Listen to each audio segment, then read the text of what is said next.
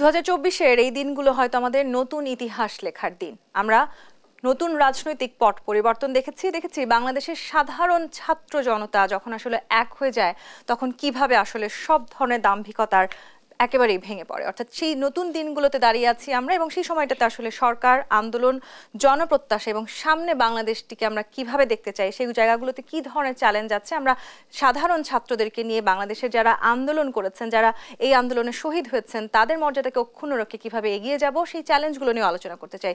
দর্শক, আপনাদের সবাইকে আজকের জেডএসআরএম নিবেদিত দেশাম্প্রতিকে স্বাগত জানাচ্ছি। আমি তাসনুভা তন্নি। আজকের এই আলোচনায় আমার সাথে তিনজন খুবই বিশেষ অতিথি আছেন। বিশেষ বলছি কারণ সাধারণত এই আলোচনায় আপনারা দেখেন অনেক বড় বড় রাজনীতিবিদরা আসেন, কিন্তু আজকে যারা এসেছেন তারা বাংলাদেশকে পরিবর্তন করেছেন, সেই পরিবর্তনের যারা ধারক, সেরকম তিনজনকে আজকে আমরা এনেছি। একটু পরিচয় করে দিতে চাই তাদের সাথে। শুরুতেই আপনারা দেখতে পাচ্ছেন আমার পাশে আছেন নুসরাত তাবাসসুম, সমন্বয়ক বৈষম্য বিরোধী ছাত্র আন্দোলন। আছেন আখতার হোসেন, সাবেক সমাজসেবা সমন্বয়ক সম্পাদক ডাকসু, এবং আছেন সানজানা আফিফা অদিতি, সমন্বয়ক বৈষম্য বিরোধী ছাত্র আন্দোলন। আপনাদের তিনজনকে স্বাগত জানাচ্ছি আজকের আলোচনায়। আমি সানজানা দুঃখিত নুসরাত তাবাসসুম, আপনাকে দিয়ে একটু শুরু করতে চাই। এই যে আমরা আসলে বলছিলাম যে আমরা একেবারে নতুন একটি বাংলাদেশে শুরু করেছি, নতুন একটি বাংলাদেশে নতুন একটি সময়ে আছি আমরা, সেখানে অনেক ধরনের আসলে প্রত্যাশা আছে আমাদের। বিশেষ করে আপনাদের কাছে পুরো জাতির একটি প্রত্যাশা ছিল, আপনারা সেটি করেও দেখিয়েছেন, যেটা হয়তো গেল 17 বছরে কোনো বড় রাজনৈতিক দলও করে দেখাতে পারেনি। আপনাদের সাথে পুরো দেশ একসাথে হয়েছে, সেইটা আসলে যেরকম গর্বের নিঃসন্দেহে, তেমনি আসলে যে কোনো বিজয়ের একটি ভারও থাকে, সেই ভার বহন করাটাও খানিকটা কঠিন, সেটা আমরা বুঝতে পারছি। কিন্তু আপনাদের উপর সবার যথেষ্ট আস্থা আছে, সেই আস্থার জায়গাগুলো একটু শুনতে চাই। আপনারা আসলে নিজেদেরকে সামনের দিনগুলোর জন্য কিভাবে প্রিপেয়ার করছেন, কি পরিকল্পনা করছেন বাংলাদেশকে ঘিরে? বাংলাদেশকে ঘিরে আমাদের পরিকল্পনা মূলত আমরা যে সমস্ত সেক্টরগুলো নষ্ট হয়ে গিয়েছে সেগুলো সংস্কার করব। দেশের মানুষের আশা ভরসা যতদূর সম্ভব আমাদের পক্ষে করা যায় আমরা করে যেতে চাই। কিন্তু আস্থার জায়গাটা আসলে নিজেদের স্বপ্ন না, আস্থার জায়গাটা হচ্ছে মানুষজন আমাদের যেভাবে নিচ্ছে, সেখানে মানুষজন আমাদের প্রতি এতটা আস্থা রাখছে, যে কোনো সমস্যায় যতটা ভরসা করছে, এবং তারা আমাদের উপরে ভরসা রাখছে ঘরের ছেলে মেয়ে হিসেবে দেখে। আমাদেরকে কিন্তু তাদের কাছে উঁচুতলার মানুষ মনে হচ্ছে না, বা আমাদেরকে তারা ক্ষমতাসীন হিসেবে দেখছে না। আমাদেরকে তারা দেখছে নিজের ঘরের বড় ছেলেটা বা বড় মেয়েটা, যার উপরে একটু ভরসা রেখে দুঃখ কষ্টের কথা বলা যায়, সেই জায়গা থেকে মানুষজনের এই যে ভালোবাসাটা, আমরা মনে করছি যে এই ভালোবাসার জায়গাটা সত্যিকারের আস্থা তৈরি করবে। আর এখান থেকে আমরা আসলে আশা রাখছি যে দিন শেষে কর্মজীবনে গিয়ে যেমন একটা ছেলে বা মেয়ে পরিবারের দায়িত্ব যেভাবে নেয়, পুরো বাংলাদেশকে আমরা সেই রকম পরিবারের জায়গা হিসেবে দেখছি। খুব দারুণ একটি কথা বলছিলেন আপনি নুসরাত। এই যে আপনি বলছিলেন না, বাড়ির বড় ছেলে কিংবা বড় মেয়ের দায়িত্বে আসলে আপনারা আছেন, অর্থাৎ আপনারা পুরো বাংলাদেশকে তো নিশ্চয়ই একটি পরিবার হিসেবে চিন্তা করছেন। সেই পরিবারের আসলে যখন নতুন কিছু হয়, নতুন একটি পরিবর্তন আসে, সেই পরিবারের আসলে অনেক ধরনের নতুনত্ব আসে, আমাদের অনেক নতুন দায়িত্বও বেড়ে যায়। সেই দায়িত্বগুলো তো আসলে এখন আমাদেরকে রক্ষা করতে হবে, অর্জন করতে হবে আর অনেক নতুন কিছু। পথটা নিশ্চয়ই দীর্ঘ, কিন্তু আপনাদের সেই সাহসটুকু আসলে আমরা চাই, পুরো বাঙালি যেন আপনাদের সাহস। অবশ্যই, কেন নয়? দেশের মানুষ যদি আমাদের উপরে ভরসা রাখতে পারেন, আমাদেরকে বিশ্বাস করতে পারেন, দেশের আমরা আন্দোলন যখন করেছি তখন আমরা আন্দোলনের শক্তি পেয়েছি রাজপথ থেকে। প্রত্যেক দিন দূর ভয় নিয়ে যখন রাজপথে যেতাম, তখন দেখতাম যে না, আমরা একা না। রিক্সাওয়ালা মামারা আমাদেরকে দোয়া দিত, যারা পানি বিক্রি করতো তারা আমাদের দোয়া দিত, এই রাস্তার ছোট ছোট বাচ্চারা আমাদেরকে এসে জড়ায় ধরতো। এই যে এই ভালোবাসাটা, আমরা সাহসটা তো বরাবর রাস্তা থেকেই পেয়েছি। দেশের মানুষজন হাতে ধরে আমাদেরকে ভালোবাসা দিয়ে গেছে, এজন্যই আমরা ভরসা রাখছি। আমাদের যে যে সেক্টরে কাজ করা দরকার আমরা সবগুলো জায়গাতেই কাজ করব, যদি দেশের মানুষ আমাদের সাথে থাকে। নিশ্চয়ই থাকবে। আখতার হোসেন, আপনার কাছে একটু আসি। এই যে আসলে আমরা বারবার বলছি তরুণদের সাথে আসলে পুরো বাংলাদেশ একসাথে দাঁড়িয়েছে, যেখান থেকে আসলে আমরা এক ধরনের সরকার পতন ঘটতে দেখেছি, যেটি আসলে দীর্ঘদিন ধরে বড় রাজনৈতিক ব্যক্তিত্বরাও ঘটাতে পারেনি। আমরা আপনাদের সাথে যারা আপনাদের সহকর্মী হিসেবে কাজ করেছেন, আপনাদের সাথী হিসেবে কাজ করেছেন, নিরস্ত্র যারা ছিলেন, তাদের মৃত্যুবরণ করতে দেখেছি। সেই জায়গাগুলো নিয়ে একটু জানতে চাই। তাদেরকে ঘিরেও নিশ্চয়ই আপনাদের একটি পরিকল্পনা আছে। আজকের এই সময়গুলোতে আমরা নতুন বাংলাদেশ তাদের হাত ধরে পেয়েছি, তাদেরকে ভুলে গেলে নিশ্চয়ই চলবে না। আমরা বরাবরই একটা কথা স্বীকার করি যে আমাদের এই আন্দোলনে আমরা সফল হয়েছি আমাদের শহীদ ভাইদের ত্যাগের কারণে। আমরা সফল হতে পেরেছি আমাদের যেসব ভাইরা আহত হয়েছেন তাদের ত্যাগের কারণে। তাদের রক্ত, তাদের জীবনের উপর দিয়েই কিন্তু এই বিজয় আমরা পেয়েছি। এবং একই সাথে যারা সবাই আন্দোলন করেছেন, অংশগ্রহণ করেছেন, সকলেরই এখানে একটা ত্যাগের জায়গা আছে। কিন্তু আমরা তো বেঁচে আছি, কিন্তু যারা শহীদ হলেন তারা কিন্তু আর এই দুনিয়াতে নেই। আমরা সবসময় তাদের যে স্পিরিট, তাদের যে চাওয়া, সেই চাওয়াটাকে যেন বাস্তবায়ন করতে পারি, তাদেরকে ঘিরে এটাই আমাদের প্রথমতম চাওয়া আর কি, প্রধান চাওয়া। তবে আপনি যেভাবে জিজ্ঞেস করেছেন তাতে যদি বলি স্পেসিফিক্যালি, যারা শহীদ পরিবার আছেন, শহীদ পরিবার যেন পুনর্বাসিত হয়, সেই ব্যাপারটাতে আমরা অন্তর্বর্তীকালীন যে সরকার আছে তাদের সঙ্গে আমরা কথা বলছি, এবং আমরা আশা করি যে অন্তর্বর্তীকালীন সরকার সকল শহীদ পরিবারকে পুনর্বাসিত করবে। একই সাথে যারা আহত হয়ে মেডিকেলে চিকিৎসাধীন অবস্থায় আছেন, তাদের পর্যাপ্ত চিকিৎসা, সুষ্ঠু চিকিৎসা যেন হয়, সে কারণে কিন্তু বৈষম্য বিরোধী ছাত্র আন্দোলনের পক্ষ থেকে একটা টিম গঠন করা হয়েছে। অতি শীঘ্রই আমরা সেই টিমের পক্ষ থেকে যারা দায়িত্বশীল আছেন তাদের ফোন নাম্বারগুলো আমরা পাবলিশ করব। সেখানে যারা আহত অবস্থায় মেডিকেলে আছেন তাদের তালিকা আসবে, এবং সেই তালিকা ধরে যত দ্রুত সম্ভব একেবারে বড় পরিসরে যারা আহত আছেন তাদের চিকিৎসার ব্যবস্থাগুলো করা হবে। আখতার হোসেন, কেন এই প্রশ্নটা আপনাকে করেছে, আমরা তো আসলে সরকার, আন্দোলন, জনপ্রত্যাশা এই বিষয়গুলো নিয়ে আজকে আলোচনা করতে চাই। আমার মনে হয় এই মুহূর্তে আসলে যারা অন্তর্বর্তীকালীন সরকার আছে তাদের উপর জনগণের যতখানি প্রত্যাশা আছে তার থেকেও হয়তো খানিকটা বেশি হলো ছাত্রদের উপরে আছে। জানি না কিভাবে করে আসলে এই পট পরিবর্তন আমরা দেখেছি, সেটি নিশ্চয়ই আমাদের দেশের জন্য যথেষ্ট খুবই আসলে পজিটিভ, আমি সেটাই বলতে চাই। ছাত্ররা রাস্তায় আছেন, তারা এখনো পর্যন্ত কিন্তু ট্রাফিক নিয়ন্ত্রণ করছেন, বিশাল বড় কাজ। যারা হয়তো বাড়িতে কেউ এক গ্লাস পানিও ঢেলে খাননি, তারা যখন আসলে দেশের হাল ধরেছেন, তাদের উপর আমরা আস্থা রাখতে পারছি। সেই আস্থার জায়গাটিতে আসলে আপনাদেরকে খুব বড় কঠিন চ্যালেঞ্জ পালন করতে হচ্ছে কি? এটা খুবই চ্যালেঞ্জের। একেবারে যখন হাসিনার পতনের বিষয়টা আসে, সেটা যেমন চ্যালেঞ্জের ছিল, তার থেকে বড় চ্যালেঞ্জ হচ্ছে সামনের দিনের চ্যালেঞ্জ। কারণ আমরা জানি স্বাধীনতা অর্জনের থেকে রক্ষা করাটা কঠিন। কারণ আপনি যখন স্বাধীনতা পেয়ে গেছেন, এই স্বাধীনতাকে রক্ষা করবার জন্য যেমন নানাবিধ চক্র আছে, তেমন একই সাথে পরিবেশ পরিস্থিতি অনুকূলে থাকবার অনেকগুলো ব্যাপারের সাথে জড়িত থাকে। আমরা যারা শিক্ষার্থীরা আছি, আমরা রাজপথে থেকেছি, রাজপথে থেকে আন্দোলন সফল করে নিয়ে এসেছি, মানুষের একটা ভরসার জায়গা এখানে তৈরি হয়েছে। আপনি শহীদ পরিবারের কথা বলেছেন, আহত যারা আছে তাদের পরিবারের কথা বলেছেন। আমি দেখলাম যে এবারের আন্দোলনটি এত স্বতঃস্ফূর্তভাবে হয়েছে যে এখন যারা আহত হয়ে আছেন তাদের অনেককে অনেক জায়গা থেকে অনেকেই স্বতঃস্ফূর্তভাবে তাদের চিকিৎসার ব্যয়ভারগুলো বহন করছেন। এটা কিন্তু খুব ভালো একটা মেসেজ আমাদেরকে দেয় যে মানুষেরা আমাদের উপর ভরসা করছে, একই সাথে আমাদের কাজগুলো যাতে সহজ হয়ে যায় সেই জায়গাটাতে তারা কন্ট্রিবিউট করছে, তারা কিন্তু সহযোগিতা করছে। সেই সহযোগিতা আসলে এর পরেও সব সময় থাকবে, সেটি আমরা প্রত্যাশা করতে চাই। সানজানা, আফিফা, অদিতি, আপনার কাছে আসতে চাই। আপনাদের আসলে বয়স তো খুবই কম, জেনজি বলে আপনাদেরকে সবাই, সেটি আমার থেকেও আপনারা বয়সে ছোট। একটু জানতে চাই, এত যে সাহস পেয়েছেন, এত শক্তি পেয়েছেন, সে পিছনে তো আসলে অনেক ধরনের গল্প ছিল। নুসরাত আমার পাশে বসে আছেন, নুসরাত আপনাকে ডিবিতে নিয়ে যাওয়া হয়েছিল, সেই গল্পগুলো আমরা শুনবো।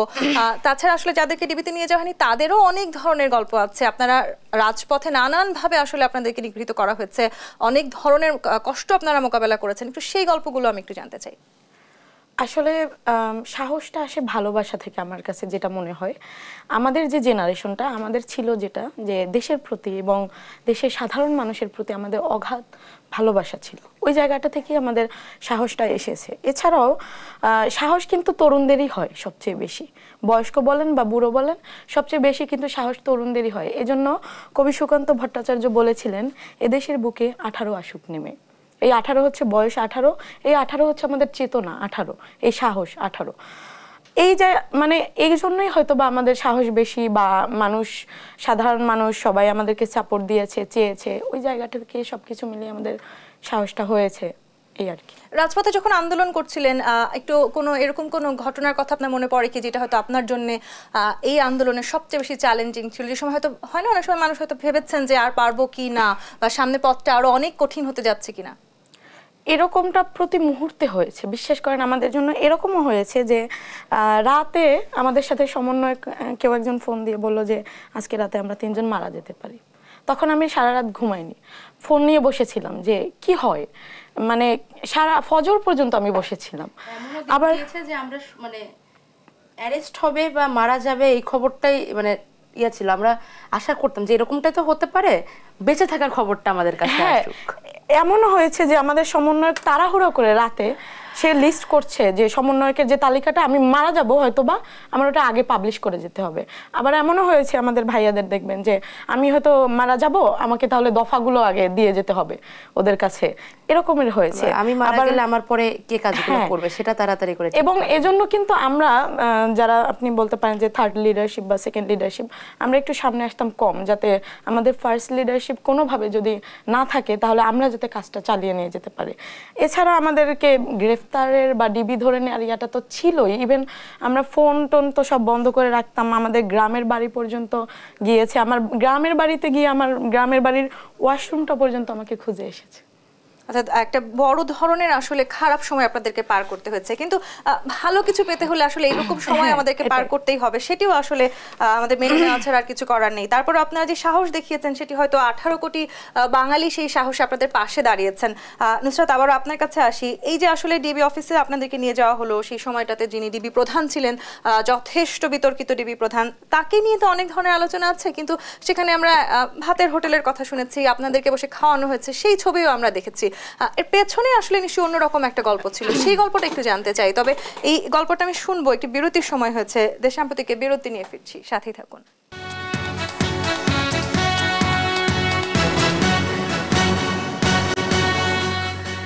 ZSRM দেশাম্প্রতিক দেখছেন। নুসরাত, প্রশ্ন রেখে বিরতিতে গিয়েছিলাম, এই যে ডিবি অফিসে গিয়েছেন, বাংলাদেশের সম্ভবত সবচেয়ে বেশি আলোচিত কিংবা সমালোচিত যিনি ডিবি প্রধান ছিলেন, তার সাথে আপনাদের একই টেবিলে বসে খাওয়ার ছবি আমরা সবাই দেখেছি, কিন্তু এর পেছনে নিশ্চয়ই গল্পটা একটু অন্যরকম ছিল, সেই গল্পটা একটু জানতে চাই। আমরা ডিবি প্রধান হারুনের টেবিলে ওনার সাথে খাওয়া দাওয়া করতে এটাকে আমরা অনেককে দেখেছি, এবং প্রত্যেকবার আমরা দেখতে পেয়েছি যে জনগণ বুঝতে পেরেছে ঘটনাটা কি। আমরা ভেতরে যাওয়ার পরে বুঝলাম আসলে ঘটনাটা কি। আমাকে যখন নিয়ে যাওয়া হয়, আমাকে ডিজিএফআই অফিস থেকে ঘুরিয়ে যখন ডিবির অফিসে নিয়ে যাওয়া হলো, ওখানে আমাকে রাখা হয়েছিল অবৈধ অস্ত্র এবং মাদকদ্রব্য জিম্মা করে রাখার যে ঘরটা, সেখান থেকে আমাকে প্রথমে মিরপুর জোনের ডিসি, তারপরে ডিবি প্রধান হারুনের কাছে নিয়ে যাওয়া হয়। হারুনের প্রথম কথাটা এরকম ছিল যে তোমরা আন্দোলন না করলে তো এত কিছু হতো না, এত সহিংসতা হতো না, ছাত্র মারা যাচ্ছে তো সন্ত্রাসীদের কাজ, পুলিশের গুলিতে তো কেউ মারা যায়নি, কিন্তু পুলিশ মরছে কিভাবে, পুলিশ মারছে কারা, তোমরা মারছো তাহলে? স্যার আমরা তো নিরস্ত্র, আমরা কিভাবে মারবো? স্যার তোমরাই তো মারছো, পরোক্ষভাবে হলেও তোমরা মারছো। তোমরা যদি আজকে বাংলাদেশের মধ্যে অশান্তিটা না করতা, তাহলে তো আমার এতজন পুলিশ মরতো না। এখন যদি সকল পুলিশের মৃত্যুর দায় চাপায় তোমার নামে মামলা দিই, তাহলে তোমার কি হবে? আর মামলা তো তুমি একা খাবে না, তোমার পরিবার সমেত মামলা খাবে। আমাকে ওনার সামনে দাঁড় করিয়ে প্রথম 1.5-2 মিনিটের বক্তব্য ছিল এরকম। তারপর আরও যা যা হতে পারে এরকমই। আমাদের যখন খাওয়ার টেবিলে এনে বসানো হলো, আমাদের কিন্তু আপনারা শুধু চামচ নাড়ানাড়ি করার ছবি পেয়েছেন যতটুকু মনে হয়। এটা আমি আসলে অনেকবার এই ভিডিওটা দেখেছি, আমি ঠিক এই প্রশ্নটাই আপনাকে করতে চাইছিলাম নুসরাত। আমি জানি না আসলে এরকম ভাবে কেউ লক্ষ্য করেছে কিনা, আপনারা বারবার আসলে নাড়াচাড়া করছিলেন, আপনাদের বেশ কিছু বডি ল্যাঙ্গুয়েজ ছিল, সেটিও আসলে অনেকটা কিন্তু আমাদের একটু বোঝার চেষ্টা করছিলাম আমরা যে কতখানি আসলে আপনারা সেখানে স্বইচ্ছায় ছিলেন। দেখুন, আমরা যদি ওখানে স্বইচ্ছাতেই থাকতাম, তাহলে ওখান থেকে বের হওয়ার জন্য আমাদের 32 ঘন্টার বেশি সময় অনশনে থাকা লাগতো না। জি, এবং সেখানে অনেকের আবার এটিও একটু জানার আগ্রহ আছে যে আপনারা অনেকে বলার চেষ্টা করছিলেন যে আপনাদের কিছু সাইন ল্যাঙ্গুয়েজ আপনারা ব্যবহার করেছিলেন, আসলে কি করেছিলেন? সাইন ল্যাঙ্গুয়েজ ব্যবহার, সত্যি কথা বলতে দেখুন, আমাদেরকে যেখানে বসিয়ে রাখা হয়েছিল, আমরা কিন্তু কেউ কারোর সাথে কথাবার্তা বলতে পারিনি। আমাদের সামনে অফিসাররা ক্যামেরা নিয়ে রেডি, তার ওপাশে হারুন সাহেব হোলস্টার থেকে খুলে বের করে রেখে টেবিলের উপরে আর্মস্টাম্প রেখে একদম ফুল সেট আপে রিডিং পড়ো, নাহিদ পড়ো। এখন আমরা যে নিজেদের মধ্যে কেউ কথা বলবো এটার কোনো সুযোগ ছিল না। ওই অবস্থায় আসলে যার যেভাবে মনে হয়েছে আমি কিছু করতে পারি বা না পারি, আমি সত্যি এটা নিয়ে সার্জিস ভাই, আসিফ ভাইয়ের সাথে কথাবার্তা বলতে পারিনি। তবে হ্যাঁ, হতেই পারে, কারণ তারা যেহেতু সরাসরি এটা কখনো অপোজ করেনি, আমার মনে হচ্ছে যে হ্যাঁ, কিছুটা সত্যতা থাকলেও থাকতে পারে। আপনাদেরকে আসলে কোনো রকম মানে নির্যাতন করা হয়েছিল কিনা? হ্যাঁ, নির্যাতন করা হয়েছিল, ফিজিক্যাল মেন্টাল টর্চার আমাদের উপর হয়েছে, কিন্তু এক্স্যাক্টলি আপনাকেও ফিজিক্যালি টর্চার করা হয়েছে? ফিজিক্যালি টর্চার বলতে যদি মারধর বোঝেন তাহলে হ্যাঁ, অবশ্যই টর্চার করা হয়েছে, কিন্তু সেটি আসলে বাংলাদেশে আইনসম্মত কিনা আমি জানি না। কোনো ধরনের অ্যারেস্ট ওয়ারেন্ট ছাড়া একজন নারীকে ধরে নিয়ে গিয়ে আসলে কোনোভাবে ফিজিক্যাল টর্চার করা যায় কিনা? দেখুন, সত্যি কথা বলতে আমাদের নিয়ে যাওয়াটাই তো বেআইনি ছিল। আমার ভাই এখানে আছেন, আক্তার ভাই, উনি আইনের ছাত্র, বলতে পারবেন যে হেফাজতে নেয়া বলে কিছু আসলেও আছে কিনা আমি জানি, আমার জানা মতে নেই, আছে কিনা ভাই বলতে পারবে। তো আমার তো মনে হয় যে আমাদের নিয়ে যাওয়াটাই বেআইনি ছিল। তো বেআইনিভাবে তুলে নিয়ে যাওয়ার পর আইনি কিছু আমাদের সাথে হবে আমরা এটা আশাও করিনি। আর তারপর তবে এটা আমি স্বীকার করতে বাধ্য যে আমাদের সাথে যা হয়েছে তার তুলনায় অনেক বেশি কিছু বাইরে যারা ছিল তাদের সাথে হয়েছে। আর বের হয়ে আসার মানে পর আমরা 6 জনে এই ডিসিশনটা নিয়েছিলাম যে আমাদের সাথে এক্স্যাক্টলি কি কি হয়েছে যতদিন না দেশ সংস্কার হচ্ছে, যতদিন না এই কথাগুলো শোনার জন্য দেশের মানুষ তৈরি হচ্ছে, আমরা এগুলো বলবো না। এই মুহূর্তে এর থেকে অনেক গুরুত্বপূর্ণ জিনিস রয়েছে। 2, আমাদের থেকে দেশের মানুষের কষ্টটা অনেক বেশি। আমরা আসলে চাচ্ছি না এই মুহূর্তে নিজেদেরকে নিপীড়িত প্রমাণ করতে, আমরা অবশ্যই, কিন্তু দেশের মানুষের তুলনায় কিছুই না। এই জেনারেশনের কাছে আসলে শেখার অনেক কিছু আছে, যারা আসলে নিজেদের কষ্টটাকে বাদ দিয়ে দেশের সংস্কারকে সবচেয়ে বড় করে ভাবছেন। সেই জায়গাটিতে আখতার হোসেন, আপনার কাছে আসি। দেশ সংস্কার তো আসলে একদিনে হবে না, সেটি আমরা সবাই বুঝতে পারছি। এত বড় ধরনের একটি পরিবর্তনে এত কিছু, পুরো সিস্টেমকে চেঞ্জ করা নিশ্চয়ই খানিকটা সময় আমাদের প্রয়োজন। কিন্তু সংখ্যালঘুদের সাথে আসলে আমরা যে ঘটনাগুলো দেখছি, আমি কিংবা আমরা কেউই বিশ্বাস করতে চাই না কোনোভাবে আসলে ছাত্ররা কিংবা বাংলাদেশের মানুষের পক্ষে এই কাজ করা সম্ভব। কারা তাহলে করছেন এরকম, কেনই বা হচ্ছে? সবসময় বাংলাদেশে সংখ্যালঘু যে কার্ড, সে কার্ডটা এখানে প্লে করা হলে এখানে আমাদের বহির্বিশ্বের কিছু দেশ আছেন যাদের এখানে লাভ হয়। একই সাথে আওয়ামী লীগ তার রাজনীতির শুরু থেকেই এখানে সংখ্যালঘু কার্ড প্লে করে গেছে। তো তারা সবসময় এটা চেষ্টা করে গেছে যে এখানে সংখ্যালঘুদের উপরে হামলা। আপনি দেখেন গত 15টা বছর ধরে সংখ্যালঘুদের উপরে এত হামলা হলো, এবং সব হামলাগুলো আওয়ামী লীগের লোকেরা করলো। তা সত্ত্বেও একটা হামলার এখন পর্যন্ত কোনো বিচার হলো না। এখন পর্যন্ত অর্পিত যে সম্পত্তিগুলো আছে, সেই সম্পত্তিগুলোর বেশিরভাগের দখলে আছে আওয়ামী লীগের লোকেরা। এত অত্যাচার নির্যাতন তাদের উপরে করা হলো, কিন্তু বহির্বিশ্বে বাংলাদেশকে একটি সাম্প্রদায়িক দেশ হিসেবে প্রতিষ্ঠা করবার তাদের একটা মিশন আছে। তারা মনে করে এর ভিতর দিয়ে তারা এখানে আবার তাদের যে ফেসিবাদী কাঠামো আছে, সেই ফেসিবাদী কাঠামোকে তারা এখানে আবার নিয়ে আসবে। কিন্তু একটা বাস্তবতা হলো যে এই গণঅভ্যুত্থানের আগে পরের যে সময়টা আছে, সেই সময়টাতে বাংলাদেশের সকল জনতা তারা সম্মিলিতভাবে, যারা আলেম সমাজের আছেন তারা, যারা শিক্ষার্থী আছেন তারা, সবাই মিলে হিন্দু ধর্মাবলম্বী যারা আছেন তাদের যে মন্দির, অন্যান্য ধর্মাবলম্বী যারা আছেন তাদের উপাসনালয় যেগুলো আছে তার সামনে কিন্তু পাহারা বসিয়েছেন, সেগুলোকে নিরাপত্তা দেবার চেষ্টা করেছেন। এর মধ্য দিয়েও যে বিচ্ছিন্ন কিছু ঘটনা একেবারেই ঘটে নাই সেটা আমি বলতে চাই না। কিছু ঘটনা ঘটেছে, কিন্তু কারা ঘটিয়েছে এখন পর্যন্ত এই যারা ঘটালেন তাদের স্পেসিফিক কোনো তথ্য আমাদের কাছে নাই, কিন্তু আমরা এটা খুব ভালো করেই জানি যে দুর্বৃত্তরা সবসময় এই কাজগুলো করে গেছে। তারা বিভিন্ন সরকারের সময় এই কাজগুলো করে। আমাদের চাওয়া হলো অন্তর্বর্তীকালীন যে উপদেষ্টা যারা আছেন তারা যেন অবশ্যই অতি দ্রুত যাদের বাড়িঘরে হামলা করা হয়েছে বা যারা ক্ষতিগ্রস্ত হয়েছেন তাদের বিষয়টাকে তারা আমলে নেন এবং তাদেরকে পুনর্বাসনের ব্যবস্থা করেন, ক্ষতিপূরণ দেওয়ার ব্যবস্থা করেন। এবং বাংলাদেশের মানুষের কাছে আহ্বান থাকবে, কোনোভাবেই আর যেন কোনো সংখ্যালঘু পরিবারের কেউ, কোনো সদস্য যেন আক্রান্ত না হয়, সেটা আমাদের সকলকে মিলে নিশ্চিত করতে হবে। এই দেশ আমাদের সকলের, এখানকার হিন্দু, মুসলিম, বৌদ্ধ, খ্রিস্টান মিলেই আমাদের দেশটা। এই দেশটাকে আমাদেরই রক্ষা করতে হবে। মানে আমরা আসলে বাংলাদেশী হয়ে থাকতে চাই। যে আন্দোলন বৈষম্য বিরোধী ছাত্র আন্দোলন নামে শুরু হয়েছিল, সেই বৈষম্য, সেটি যে ধরনের বৈষম্য হোক, সেই বৈষম্য থেকে আমরা বেরিয়ে আসতে চাই। সানজানা আফিফা অদিতি, এই যে বৈষম্যের কথা আমরা বলছি, আপনারা যারা বিশ্ববিদ্যালয়ে এখনো পড়ালেখা করছেন, বিশ্ববিদ্যালয়গুলোতেও কিন্তু আমরা অনেক ধরনের বৈষম্য দেখেছি। যারা বিশেষ করে যারা পাবলিক বিশ্ববিদ্যালয়ে পড়েছে, সেখান থেকেও আমাদের বেরিয়ে আসার সময় এসছে। আপনারা সেই সংস্কারেও হাত দিয়েছেন, সেটিও আমরা দেখেছি। সেই প্রত্যাশাগুলো একটু জানতে চাই। আপনারা যেহেতু সবাই শিক্ষার্থী, আপনারা ছাত্র দলটিকে রিপ্রেজেন্ট করছেন, সেখানে আসলে আমাদের শিক্ষার জায়গাটিতে আমাদের কি ধরনের পরিবর্তন আনা দরকার? শিক্ষার জায়গা প্রথমত আমার মনে হয় যে শিক্ষা প্রতিষ্ঠানগুলোতে, যে গুরুত্বপূর্ণ পদগুলোতে যারা নিয়োগপ্রাপ্ত হয়, এটা যাতে আপনার নিরপেক্ষ হয় এবং কোনো রাজনীতির প্রভাব মুক্ত হয়, এই বিষয়টা নিশ্চিত করতে হবে। এছাড়াও শিক্ষাক্ষেত্রে ওইভাবে শুধু শিক্ষা বেস করে ওইভাবে বৈষম্য এখনো দেখিনি আমি ওইভাবে। তবে এছাড়া কিছু আছে, যেমন ধরেন হল। জি, এবং ইতিমধ্যে কিন্তু আপনাদের আন্দোলনের পর আমরা দেখেছি শিক্ষা প্রতিষ্ঠানগুলোতে ছাত্র রাজনীতি থেকে আমরা আসলে বেরিয়ে আসার চেষ্টা করছি। জি, সেই পরিবর্তনগুলো আসলে নিশ্চয়ই আসুক, আমরা সেই প্রত্যাশা করতে চাই। এবং আপনাদের এই আন্দোলনের মধ্য দিয়ে কিন্তু আমরা এমন অনেককেই আসলে এখন পর্যন্ত শাস্তির আওতায় নিয়ে আসার চেষ্টা করছি, যারা আসলে বিভিন্ন ধরনের দুর্নীতির সাথে জড়িত ছিলেন। বাংলাদেশকে যখন আসলে আমরা বৈষম্য মুক্ত করতে চাইব, দুর্নীতি থেকেও আমাদের বেরিয়ে আসতে হবে, সেগুলো নিয়েও নিশ্চয়ই আপনাদের একটি পরিকল্পনা আছে। সেই পরিকল্পনাগুলো আমরা জানবো। তবে আমাদের আরও একটি বিরতির সময় হয়েছে। জেরুসালেম দেশ সাম্প্রতিক আরও একটি বিরতি নিয়ে ফিরছি, সাথেই থাকুন।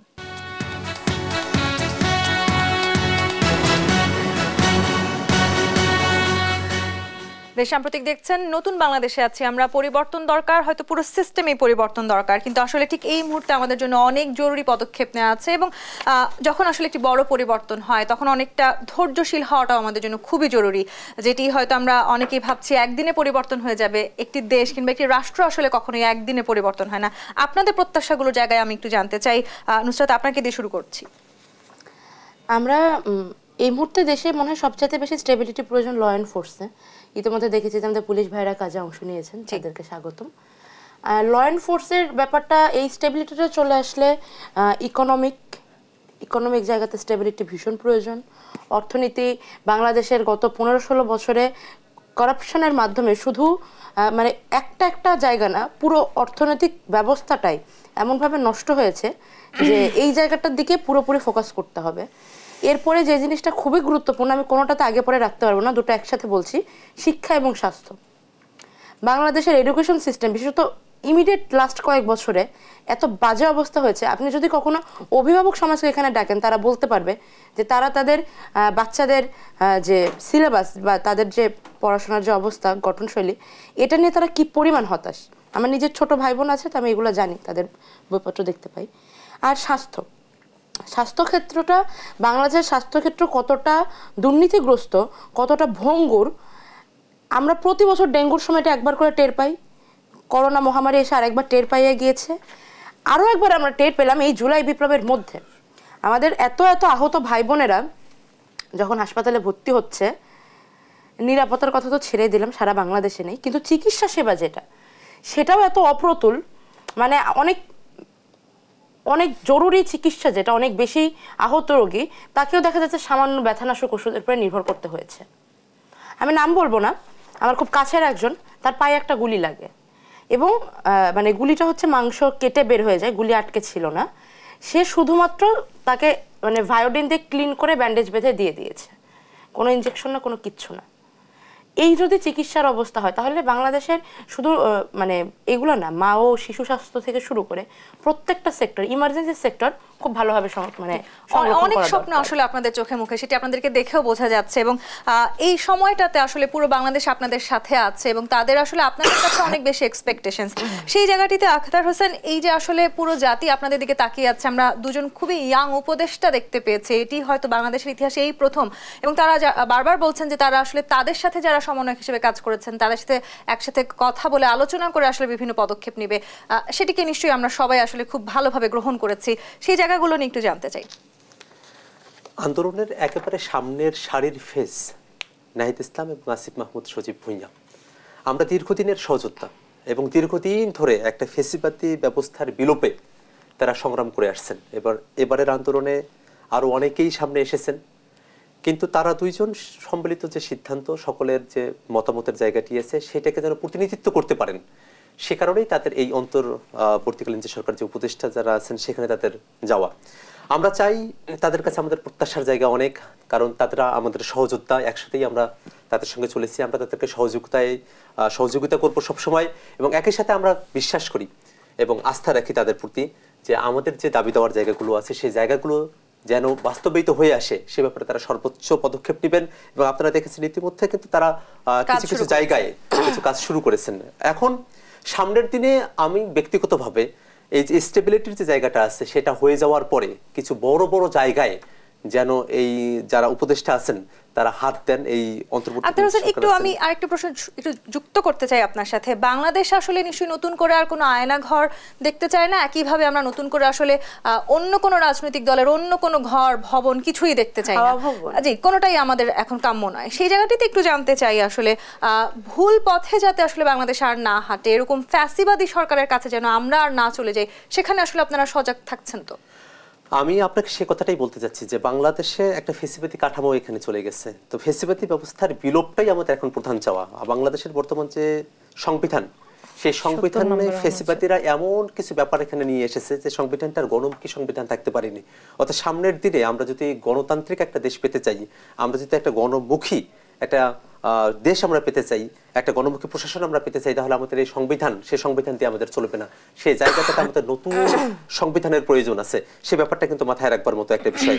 আমাদের অনেকগুলো জায়গায় পরিবর্তন নিয়ে আসা দরকার, সংস্কার নিয়ে আসা দরকার। অ্যাডমিনিস্ট্রেশন থেকে শুরু করে নিয়ে বিচার বিভাগের স্বাধীনতার যে জায়গাটা আছে সেটা কতটুকু ভালনারেবল হয়ে গিয়েছিল এটা আপনারা সবাই জানেন। এসকে সিনহাকে এখান থেকে এক প্রকার ঘাড় ধাক্কা দিয়ে বের করে দেওয়া হয়েছিল, প্রধান বিচারপতি ছিলেন, এত বড় ধরনের ঘটনাগুলো এখানে ঘটে গিয়েছিল। আমরা সবসময় এটা চেয়ে গেছি যে বাংলাদেশে যেন একটা ফেসিবাদী ব্যবস্থা এখানে আর না আসে। আর সব থেকে বড় যেটা কথা, আমরা যে জিনিসটার অভাব সব থেকে বেশি ফেস করেছি সেটা হলো এখানে আমরা নিরাপদে আমরা এখানে ভোট দিতে পারিনি। আমরা এখানে ফ্রি অ্যান্ড ফেয়ার কোনো ইলেকশন আমরা এখানে দেখিনি। এখানে অংশগ্রহণমূলক নির্বাচনের সুযোগটা এখানে ছিল না। আমরা জানি যে অংশগ্রহণমূলক গণতান্ত্রিক ধারা ফিরিয়ে আনতে নির্বাচন খুবই জরুরি। যে ব্যাপারগুলো আছে সেটা যদি থাকে তাহলে আমাদের গণতন্ত্রের সুষমতা। অদিতি, আপনার কাছে আসতে চাই, একেবারে শেষ আমাদের সময়, আপনার প্রত্যাশা এবং স্বপ্নের কথা দিয়ে শেষ করব। একই প্রত্যাশা আমার সবার মতো, যে আমাদের দেশে আমাদের আসলে আন্দোলনটা ছিল বৈষম্য বিরোধী। এখন আমরা কেবলমাত্র তার প্রথম পদক্ষেপ বা ধাপ বলতে পারেন যে ফ্যাসিস্ট সরকারের পতন। সামনে আমাদের আরো অনেক দূর যেতে হবে এবং এই জন্য আমাদের দেশের ভোট দিতে পেরেছেন কখনো? না। দিতে চান? আমার ভোট অন্য কেউ দিয়ে দিয়েছে, তারা কেউ 90টাও ভোট দিয়েছে। আমি যেটাই ছিলাম যে একজন স্বৈর শাসক যখন থাকে সে অনেকগুলো নিক্সাস করে, সে প্রত্যেকটা জায়গা নষ্ট করে দিয়ে যায়। ওই জায়গাগুলো এখন আমাদের প্রত্যেকটা জায়গায় ওনার হাতের গড়ায়, প্রত্যেকটা জায়গায় নষ্ট। সেখান থেকে আমাদের বেরিয়ে আসতে হবে, আমরা ভোটাধিকার প্রয়োগ করতে চাই অন্তত বাংলাদেশে। অসংখ্য ধন্যবাদ আপনাদেরকে, নুসরাত তাবাসসুম, সানজানা আফিফা, অদিতি এবং আখতার হোসেন, আমাদেরকে সময় দেওয়ার জন্য ধন্যবাদ। দর্শক, আগামী দেশ সম্প্রতিক দেখবার আমন্ত্রণ রইল। ধন্যবাদ এতক্ষণ সাথে থাকার জন্য।